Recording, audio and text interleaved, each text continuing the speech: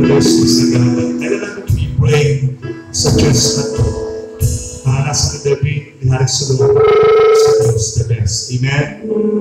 Kailan itataas ng Diyos sa kanyang pangalan, mag-glorify sa iglesia ito. Ng iglesia ito, kayang bumuhay ng napakaraming mga maglilingkod sa Diyos. Amen? Amen.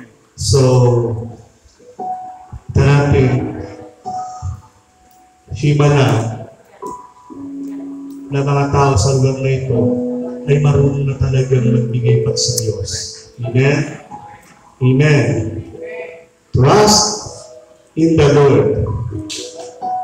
Kapag ikaw sa bago dumating si Jesus, kaya mo nang magbigay ng milyon sa Panginoon ng happy ka.